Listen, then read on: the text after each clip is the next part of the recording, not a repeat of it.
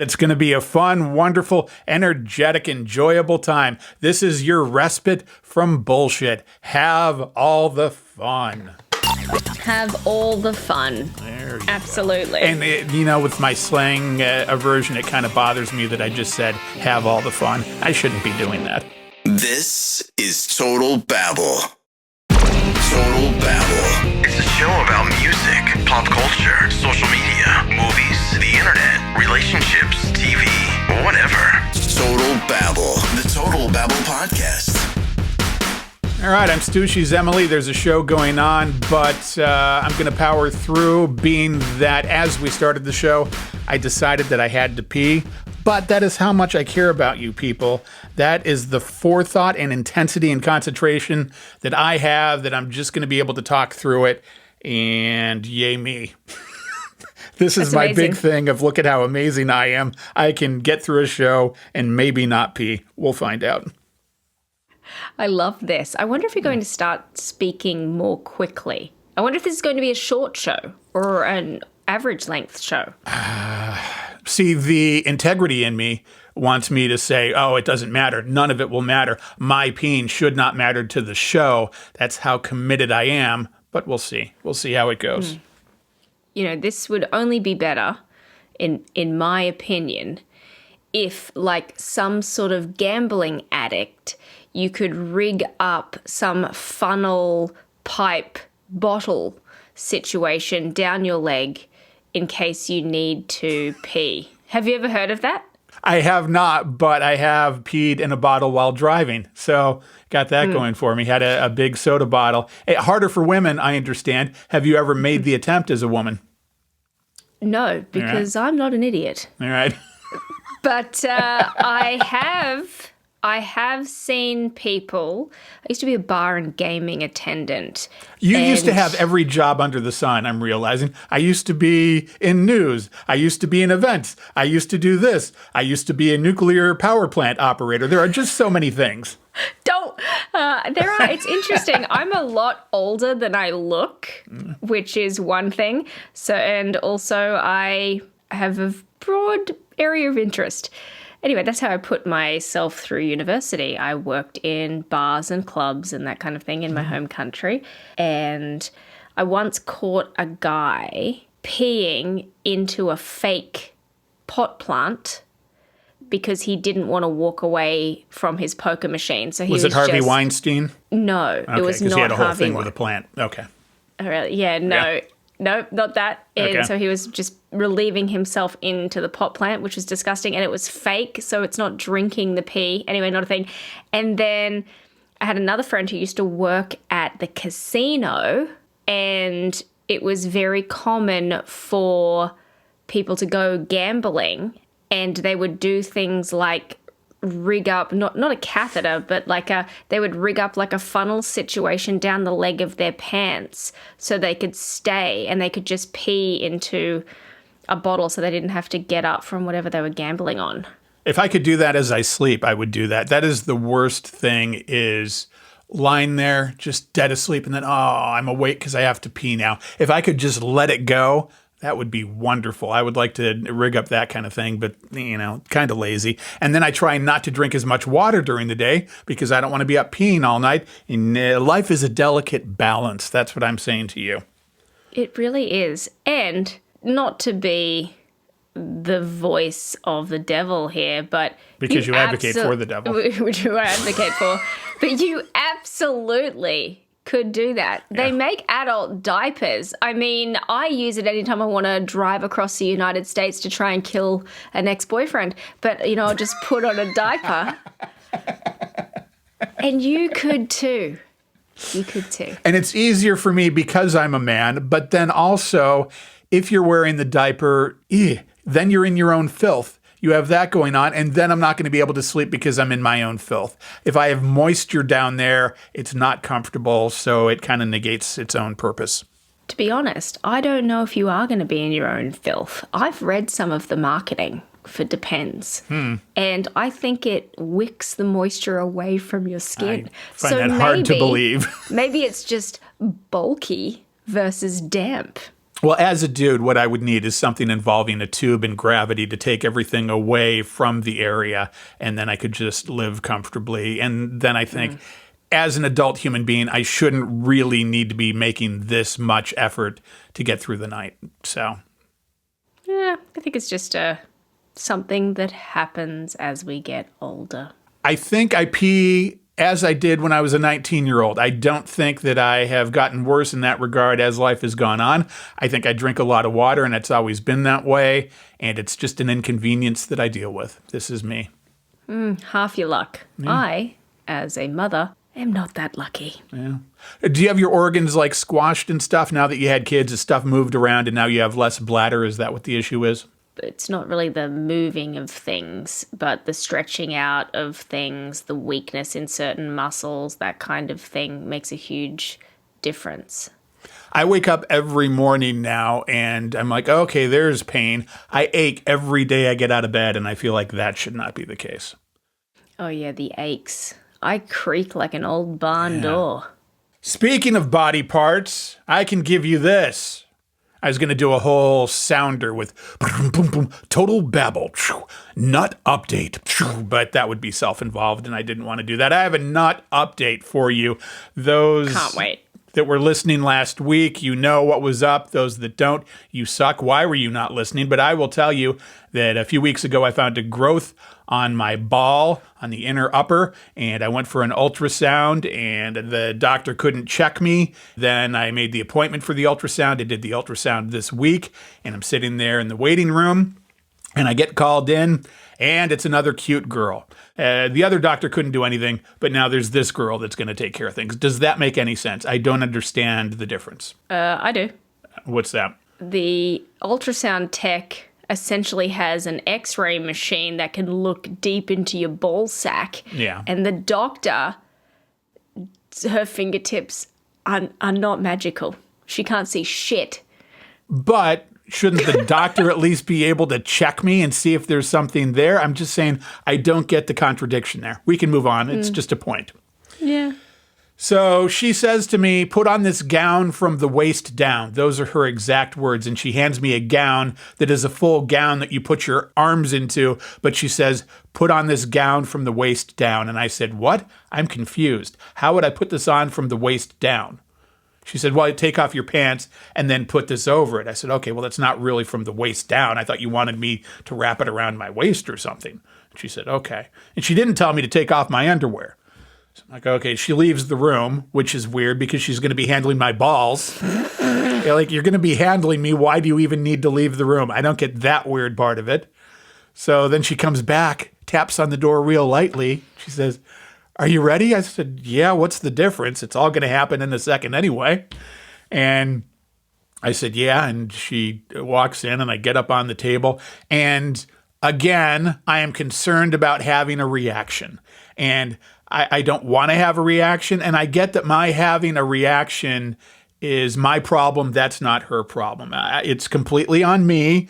And I'm not exaggerating any of this. I don't put myself in these situations. I don't embellish. This is just the way things go. So there's this attractive girl. I'm trying not to have a reaction. It's on me. But also, this is not a voluntary thing that is happening here. So I get up on the table and she says to me, oh, well, your underwear's on. I said, okay, but you didn't tell me to take off my underwear. You said, put that other thing around my waist. And I'm not being a dick about it. She wasn't terrible. She was very nice. It was just like so much confusion leading up to this. And so, okay, I pull off my underwear. And then it seems like more of a moment, like when you're lying in bed and, oh, I'm going to take off my underwear now. So yeah. I'm lying there and she's just matter-of-factly constantly moving stuff around. She had the gel and she goes, okay, some warm gel now. And I said, way better than cool gel. I was concerned too about shrinkage that was going on because what they said in Seinfeld was really a thing. Shrinkage is real and grower not a shower really is a thing. And I was concerned about that, but whatever. She's a technician and I'm just trying not to have a reaction. So she's just doing stuff and scanning with the thing.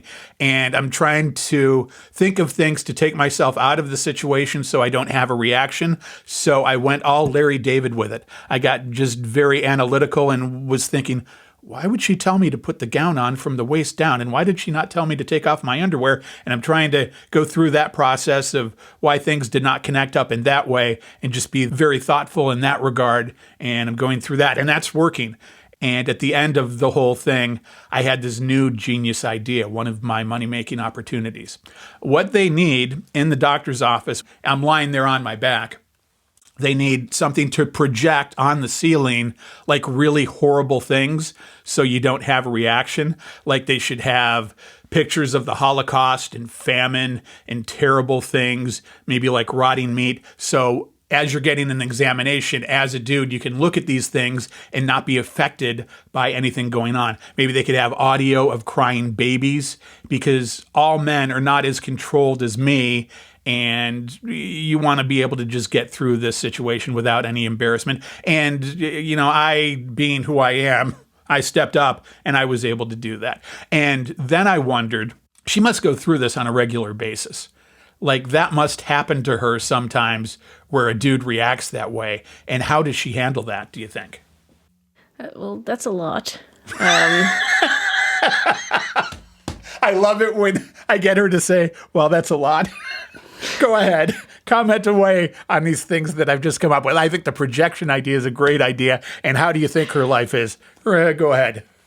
Point, counterpoint. I think that one thing that's become apparent to me is that you haven't had an ultrasound before. I have, but not of the ball area.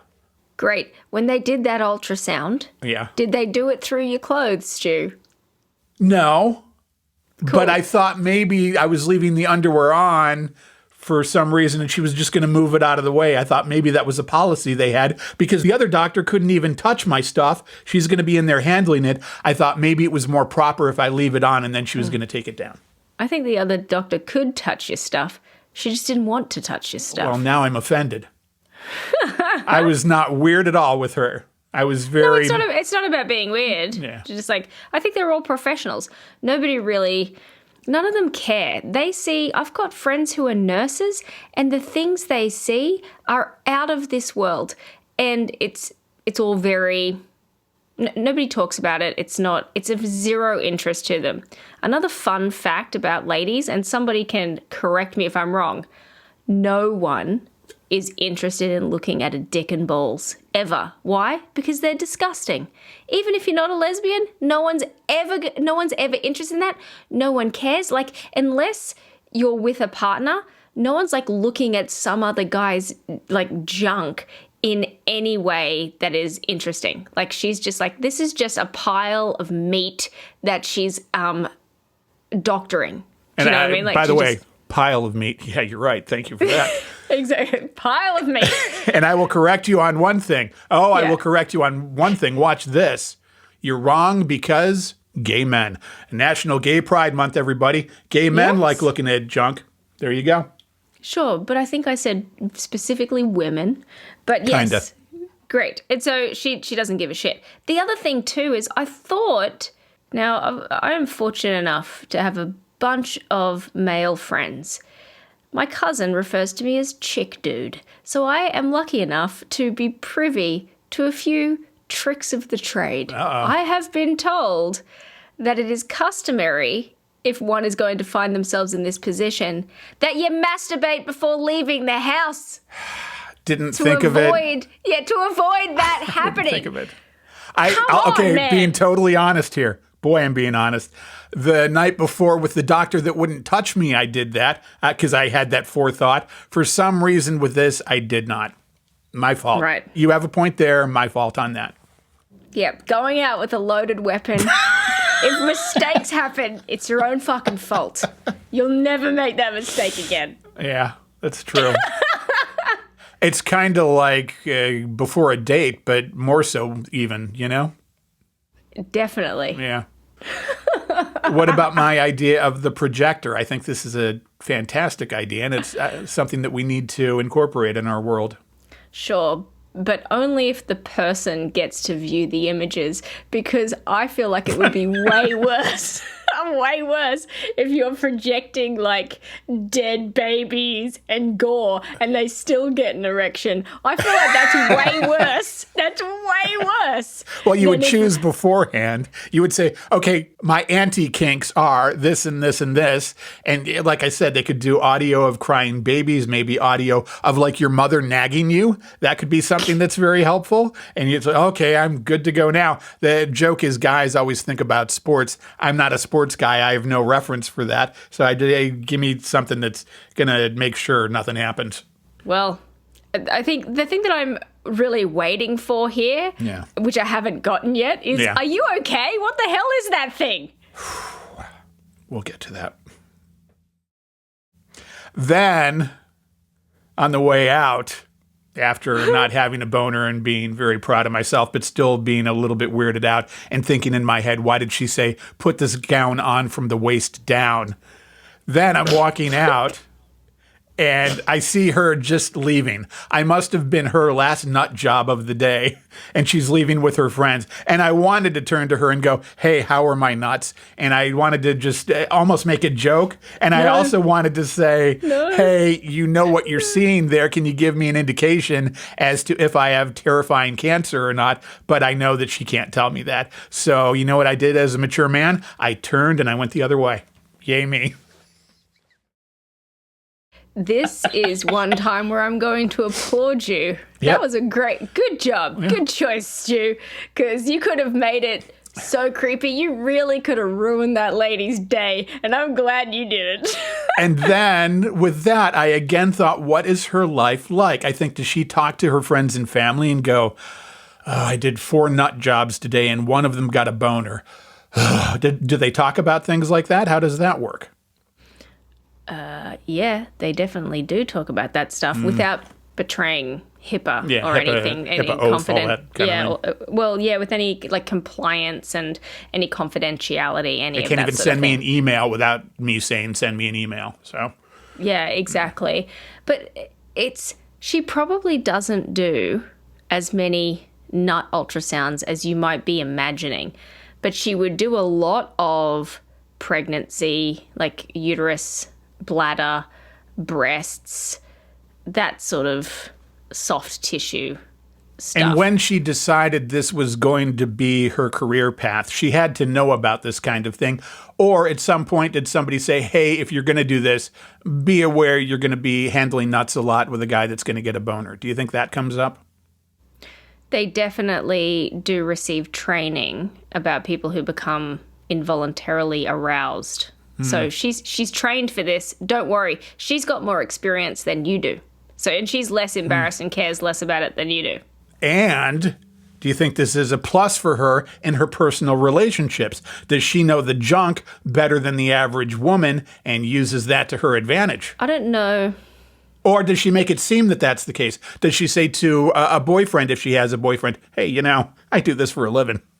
No, but in my fantasy, she makes amazing anatomical jokes. Like, just drops crazy things into it. Like, for example, if she'd seen your junk, then she would go home to her husband and say, well, there's a vas deferens compared to your junk to this guy's junk that I saw. And what are you, nuts? Also that. But yeah, I don't know how much of an ability to ultrasound someone translates into sexy time. Well, but she was just so matter-of-factly moving stuff around. She's lifting it and moving it over to the side here and this and then going over to the other. And then I noticed, hey, she did that one side where the issue was, but then she went over to the other side too and had to move stuff around. And she's doing a full profile of the area, and I appreciated that very much. So here is the result. I got a call first thing Monday morning, and There was absolutely no somber tone. There's nothing wrong. It's an epididymal cyst, 3 millimeters. I am healthy and don't have cancer, and I'm very excited. I was going to try to make it more dramatic, but I realized with the tone of that story, it couldn't be that dramatic. So there you go. I'm pretty excited. I don't have ball cancer, and thank you, everybody. And because of this, I'm trying to live up to my end with whatever higher power. I'm trying to be a nicer person. I'm still thinking that people that work at Walmart all suck, but I'm trying to be more even, and I'll be out driving and want to scream at somebody that is driving like an asshole, but I'm screaming a little bit less, and maybe that's good. Maybe it makes me more pent up inside, but this is my attitude. Well, one, I'm very, very happy that you are well. That's great. And hopefully the cyst spontaneously resolves, doesn't get bigger, and you don't have to get it drained. She said with an antagonizing tone and smile. Jesus. Well, no, not antagonizing. No, it's my genuine wish for you. I hope it doesn't get massive and then they have to stab a needle in and suck out the juice. I hadn't even considered that. They said it might just go away on its own. Yes, it might. It might, Stu. And that is my hope for you. So we have to monitor this, apparently, you're telling me. I mean, I would. If I had a cyst on my nutsack, I'd continue to monitor the situation. Perfectly happy just to let it go at this point. Fuck it, it's not cancerous. I don't care. Yeah, also good. Yeah, all right. And all my other blood work came back okay. I have a little bit high cholesterol, a little bit high A1C. I'm at 6.1. That's not bad, right? What's A1C again? A1C is your blood sugar level to carbohydrates and shit, I guess. They want it below 5.7. I'm 6.1, whatever.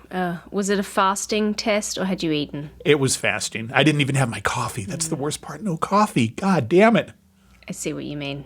I go till 12, 1 o'clock without eating anyway, but not having coffee is a bunch of bullshit. They should figure out a way around that. That is absolute fucking bullshit, I'll have you know. I agree.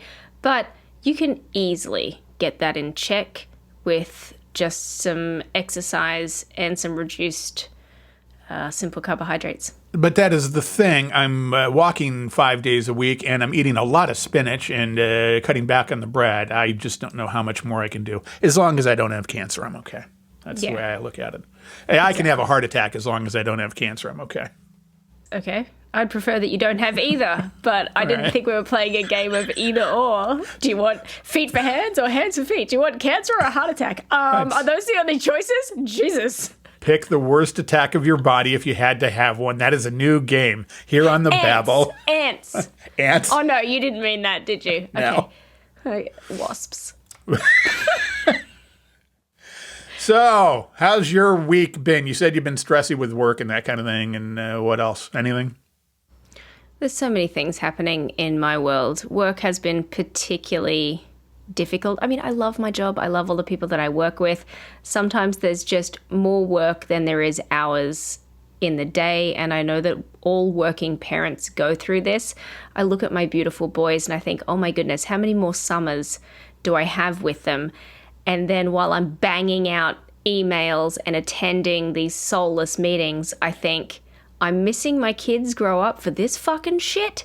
And then it gets inside my head. I'm shitting in my own brain because the cost-benefit analysis is... You're having an attack of corporate consciousness, kind of. Well, yeah, exactly. Now, I think that a lot of the times when I'm doing stuff, I'm like, yep, this is important, yep, this is good, but nothing gets my goat like revisiting the same issue multiple times, going over the same stuff. Make a fucking decision already. Yeah. That really annoys me. I'm somebody who's a big believer in a quick, well-informed game is a good game. Pick a horse. Like, this is what we've decided, this is where we're going, right? And then sticking to it. Exactly.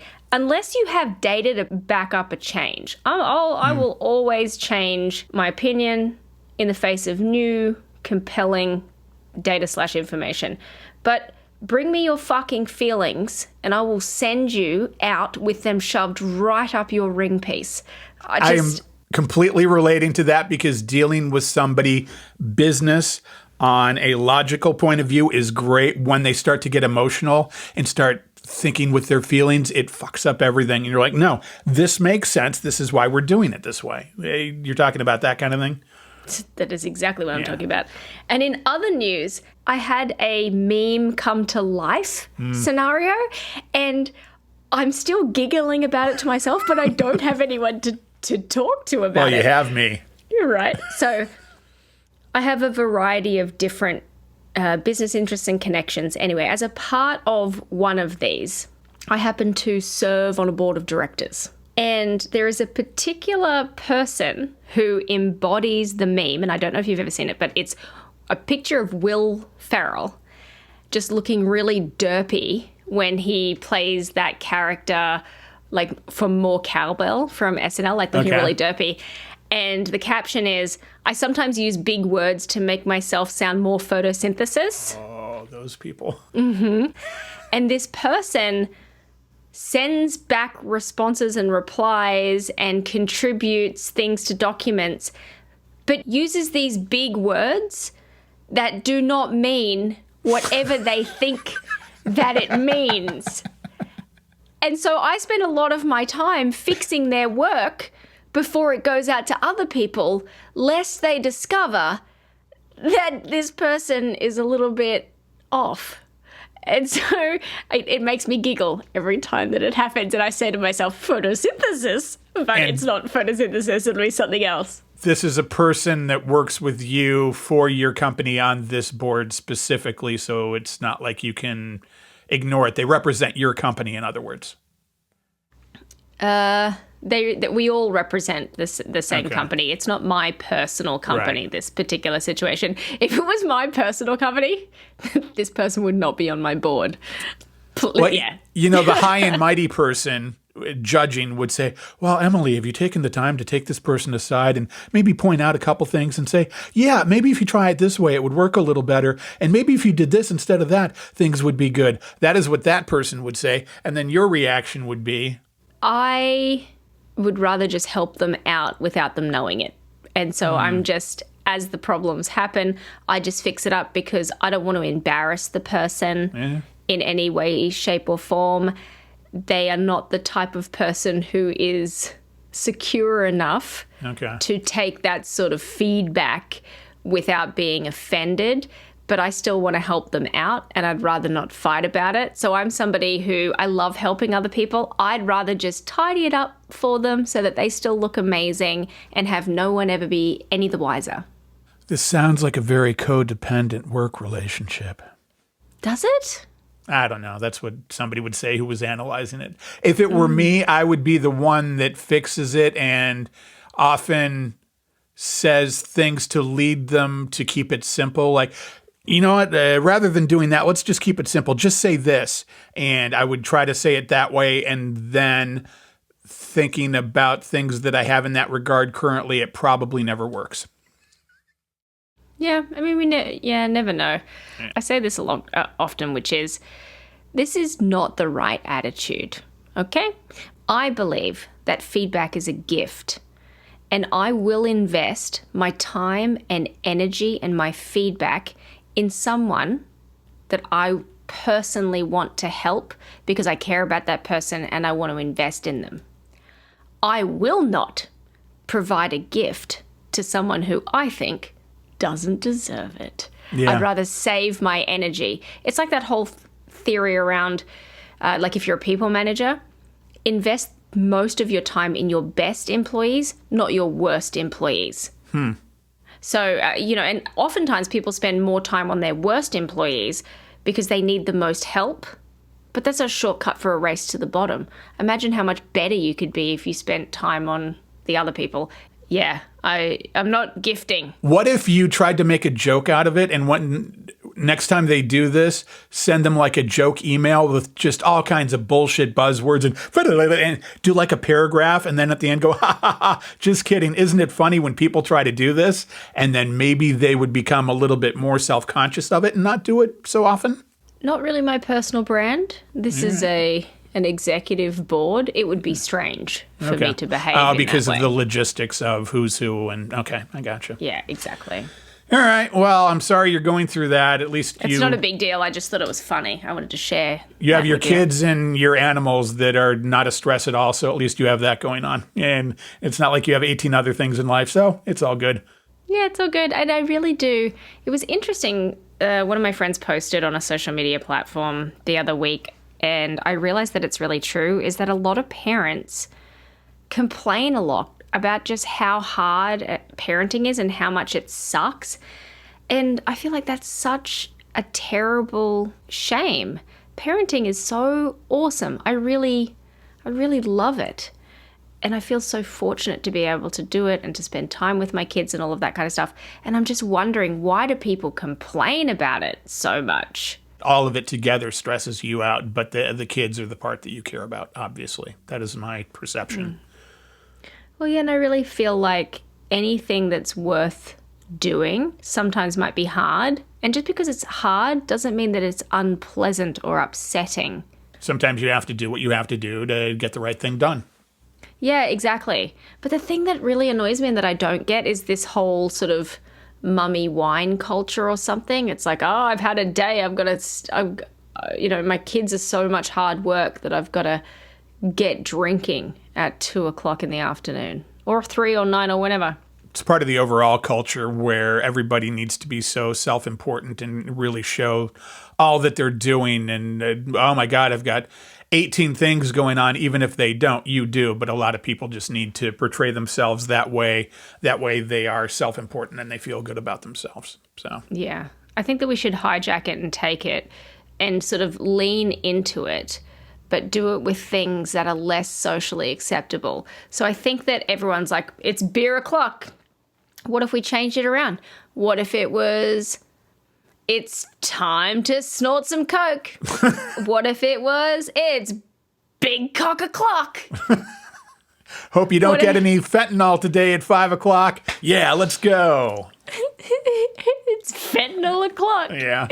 It's 5 milligram gummy o'clock. It's, I don't know. I can't even think of other sort of things. It's obscure Pornhub o'clock. I don't know, just like other weird stuff. Well, and what the people stuff? that do that are on the weed are the particularly annoying version of that because they've got to preach the weed and, oh my God, I just need to go home and get a couple gummies in me. And it's the only way I can deal with life. I sleep so good after taking a couple gummies. And it's okay, I don't care. I've told you before, I don't like the weed. If it works for you, go ahead. You seem like kind of a dumb shit. You seem like kind of the stereotype I view, but go ahead. I just don't need to hear about it. They evangelize the weed, as I've said, and I'm tired of those people especially. I wish that people could be more accepting and helpful of other people, but it's something about and I'm being overly binary here, but I love it when people share, hey, this is what has worked for me, but they don't push it. They're just genuinely sharing information. After you've brought it up. Right. And then or if you're just having a conversation, whatever. I don't know. I love it. I'm super happy for people. I love that. But it's where they get all preachy and then try to convert you to whatever it is that they want to do. It's almost like Tupperware and Mary Kay. And then I'm like, do you have fucking shares in this thing? Like, right. Why are we doing this? Okay, great. I love that a coffee enema works for you. I'm just not going to get in my own bathtub and have shit all over myself. But to each their own. Like, whatever. I don't know what it is about people. Yep. All right. So moving on, a couple topical things we should talk about. Let's. Big shark attacks here in California this week. Here's a news story. And also, see if you notice something special about one of the people talking. I'll ask you about it. Here we go. It's the one word you don't want to hear while swimming in the ocean. He said he's screaming shark. He's screaming shark. A 46-year-old man named Caleb was attacked by a shark while swimming with friends in San Diego this morning. Every Sunday, a swimming group meets at Lifeguard Tower 17 in Del Mar at 8 in the morning. And we heard some screaming, and you could tell it was serious from just the tone and the screams. Swimmers Cameron Whiting and Kevin Barrett swam into action. Does he have a chunk out of him? Does he have, pieces missing? Like, oh my God, no idea. Yeah. That guy. Notice anything weird about that guy? I think he might be a goddamn Aussie is what I'm thinking. There's a little bit of an accent there, and I was going to ask you about it, and it seems like he was maybe from your land and has been over here a little while. We'll play it again. A chunk out of him? Does he have, pieces missing? Like, oh my God, no idea. You have to realize right there at the end. Idea. I think there's a little bit of an idea there. And I He still think seems American to me, but maybe like from the north. you people are stalking me everywhere I go. It's Australian this, Australian that. It's amazing how often it happens. All right, here's the rest. Does he have, pieces missing? Like, oh my God, no idea. He's South African. He's been here for a long time, but he's actually South African. But no idea. Yeah, no idea. Solved South African. then. Okay, we can move on and ease our brains. Here we go.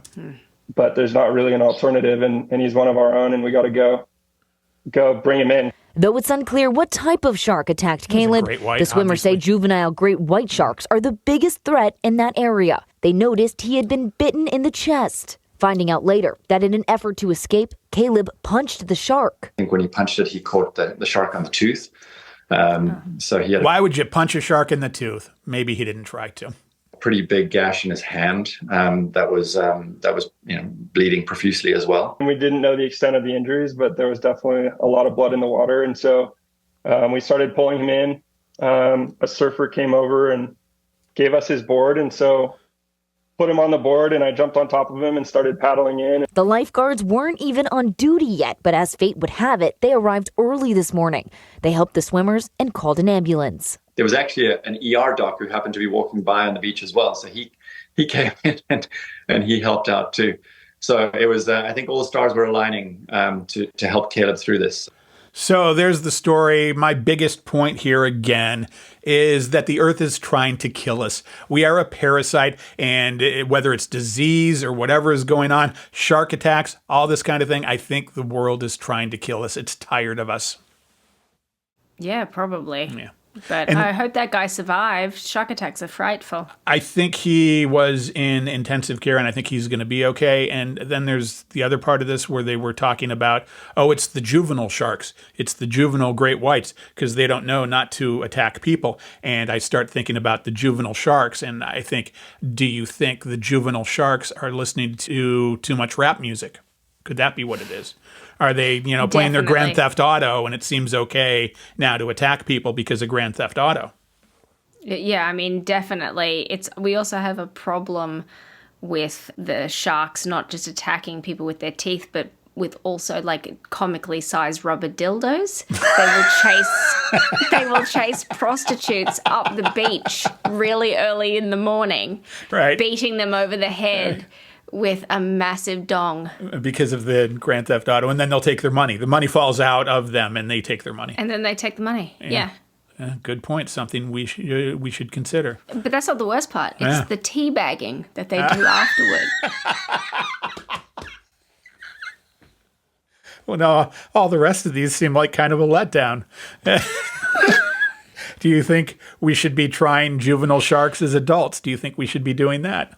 Without a doubt. Yeah, I think so mean, too. the fact God that we damn it. haven't started to already is an absolute travesty, in my opinion. Beat up hookers and take their money. They need to be responsible. I mean, they know what they're doing. They're going to a lot of effort climbing out of the ocean, let me tell you. Yeah. It is premeditated, clearly. And I also heard juvenile sharks were really big into all that street racing, and that's a problem too. So really the problem is juvenile sharks everywhere. That is what we need to get worked out in our society today. We really do. But you know who I blame? The adult sharks. It's the parents. Bad shark parenting. Bad shark parenting. Exactly. Yep. That is one of those situations where you could have a talk with some of the sharks and say, I feel like you're not parenting right. It's not really my place. But your kids are coming up on shore with all this Grand Theft Auto activity. You could do it. You're qualified. Yeah, exactly. I mean, what are they going to say? I can't even imagine how that's going to go They down. would say, that'd be about it. Did you ever see the Saturday Night Live bit Land Shark? Old, long ago. I don't think so. I mean, pretty great. It might. I'll check it out after the show. You can but find it every time on someone says YouTube. land shark, I'll find it on YouTube. But every time someone says land shark, I think of the beer. Well, the bit is the same bit every time, and they did it like 8 or 9 times. It's a knock at the door, and somebody answering the door and going, "Who is it?" And they're going, "Candygram." They're going, "I didn't order any candy. Delivery. I don't have any packages coming. Flowers. I don't have any flowers. collecting for the Jehovah's, and then the person finally opens the door and there's a giant shark that engulfs them, and it's this foam fuzzy shark thing, and it pulls them out, and that's land shark. That is the whole bit over and over, but it's funny every goddamn time. That's funny. I've never seen it. I'm going to look it up. That's so great. All right. Lenny Kravitz. He was interviewed by Gayle King. He has a new record out, so he's making the promo rounds. And here he is. See how you feel about this, because I know how I felt about it. Do you have a significant other in your life? And can I beat her ass if she is? Gayle King. So there's so many points to be made about this. My first point is yuck. Just yuck, Gayle King. Can I beat her ass? So, okay, a woman said it, and that's okay, right? Like if a guy said that to a woman, can I beat their ass? Their existence would be over. It would be a huge Me Too moment. Aside from just the yuck of it, I'm like, this is really inconsistent and really not equal if we're talking about equality. Yeah, it's just ick. It comes off to me like a brain explosion. Like that wasn't on the cards or whatever. That's her trying to be cute, but it's ridiculous. It's really silly. If a guy said it in the same context to the sort of thing, I think I'd have exactly the same reaction. I don't think it's a Me Too moment or anything like that. I think it just comes across as what it is, which is somebody having a brain fart because they're coming apart at the seams because they're overwhelmed by the person that's in front of them. Yeah, my reaction was kind of that same thing. And my initial thing was yuck. Just, it's one of those things that, ew, why did you do that? But then I think, okay, if a guy said that, it would be a problem. And I don't know that either really offends me, but if there's going to be offense, there should be equal offense in our society. And it shouldn't be a thing where a guy loses his life and existence because he said something like that either. But I think there's just a couple more things. I'll play that again just so everybody can enjoy it. Oh, Gayle. Do you have a significant other in your life? And can I beat her ass if she is? Oops, did I say that out loud? Oh. No. Do you have and I'm nonviolent, Lenny Kravitz. Oh, that qualifies it. Do you have a partner? Do you have love in your Right now, life? I'm just open. Are you even looking? It's hard not to look. It's hard not to look when you're Lenny Kravitz and women are throwing themselves at you. You know, when you desire something, you know, you're looking for it, right? But I find that when you don't look is when you find it. When you're Lenny Kravitz and women are throwing themselves at you. It's just such a non-thing with his whole deal. And then they went and they showed him working out at the gym, and he's got all his leather shit on, and he says that, I don't do it to make a spectacle of myself. I'm working out in leather pants because sometimes I just walk in out of the street and I just need to get it done. I disagree with that. I feel like he's kind of wanting to be the spectacle and wanting to have the attention put on him, because how long does it take to change your pants? I know, I had my nuts scanned. Well, but were you fair though? But were you wearing leather pants? Because leather pants are actually a little bit harder to change. Qualifier, they are pretty loose looking leather pants. They weren't like you had to get a shoe pry in there or anything. So okay, all right, well. But yes, that's weird. If somebody rocks up to my gym in leathers, I will think I'm at a biker bar and leave. I'll be like, this is confusing. This is out of context. That's weird. I feel like Lenny is one of those people that likes to portray himself as the everyday man, because there was some quote from him a couple of years ago that really bothered me that was like, yeah, I just like to be a regular guy. A lot of times, you know, I'll go out and I'll go to a club and you know what I do? I don't take my bodyguard. He's still got all his shit on. He's still looking like Lenny. But when he wants to be the common man, he just doesn't take his bodyguard. And it's just like, ugh. I get the vibe. I mean, if I was a celebrity, as we've talked, I'm never going to be famous. And thank God, because I couldn't imagine anything worse. But it must really suck not being able to be a regular guy. But regular people aren't just like going out to the clubs. Regular people are doing regular shit, like going to the fucking DMV because their tags didn't get delivered on time.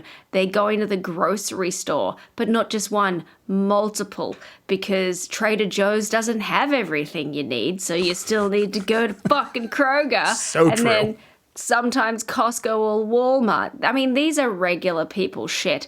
If a celebrity wants to be regular, I want to see them out there with me, like watching a shitty kids' sports game or washing their own car. Come on, people, get regular. And my point is with him, if a celebrity wants to be regular, what they can do is take off all their leather pants shit and the shirt that's open to the navel and all the chains and put on a pair of sweats and a t-shirt and put the hair up in a hat and a pair of sunglasses. When you want to be a regular guy, just not having your bodyguards isn't going to quite do it when you're Lenny Kravitz and you dress that way, and you dressing that way seems like you want to be the spectacle and want to be the center of attention, probably because that's what you've become accustomed to. Yeah, totally. You know who's like, who did a really good job of being famous and then getting regular and then coming back? Was Julia Stiles. She starred alongside Heath Ledger in 10 Things I Hate About You. She was in a bunch of movies in the 90s. I remember the name. Yeah, I mean, let me see if I can hold up a little picture for you. I'll have to do like a photo from when she was younger.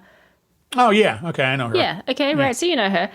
So she got super famous. And then she went back and just like was waiting tables and having regular jobs and everything. And now she's come back to like being famous.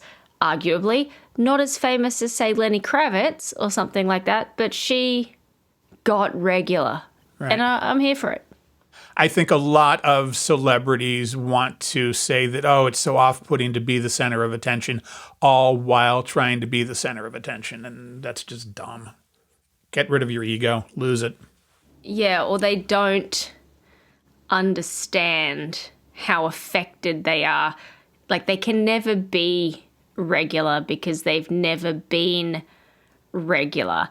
And as I'm saying this, one of the images that's flashing in my mind is I've never actually watched Keeping Up with the Kardashians, but I saw a clip once on some social media about Khloe Kardashian's fridge and how it's all color-coded juices and all sorts of things. And just that with just in itself is so ridiculous to me. Like, she has a whole bunch of kids that live in that house. And I look in that fridge and I go, what are you fucking kids eating? And where are your leftovers? And why don't you have like jelly, jam, spreads, ketchup, mustard? Where are all of your regular bullshit? Yeah. Slices of cheese. That's not a fridge. That's a commercial. Well, that's a fridge on the other side of the room we have for the other people, probably. I'm like you. I haven't seen a single episode of The Kardashians. I'm delighted by that. I've seen a couple clips. And it occurs to me that, okay, well, they don't know how to live normal. They have never lived normal. That is their existence. It's what they've always had around them. But then the sensible part of me says, okay, it doesn't mean they have the right to be assholes. And I kind of just picture them as self-involved assholes. And maybe that's a judgment, but maybe it's an accurate judgment. Yeah. Assholes. Right. Judged. Boom. We need a gavel. I want a goddamn gavel. Give me a gavel. Doesn't everyone?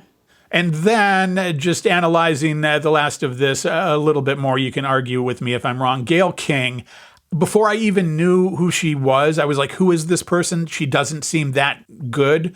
Her big claim to fame is that she's friend of Oprah, right? Like, she doesn't have that much career behind her. Is that her biggest thing? She's Oprah's friend? That is my understanding. Right. I don't want to cheapen Gayle King, but that is all that I know of her. I've never done research to find out how did she be, what's her story. I've never seen a report from her and gone, wow, she's good. And then with that thing with Lenny, can I beat her ass? Now I'm trying to choose between being in the woods with Gayle King or being in the woods with a bear. Which way would you go? Definitely Gayle King, in hope that she would beat my ass. Okay, better than being there with a bear. Yeah. As a dude, definitely. I don't know if I can go that way. I'd have to analyze it. And then I don't get Lenny. I don't think Lenny is especially great. He's kind of like Bon Jovi, that I don't think he's really untalented, but I don't think he's as great as he seems.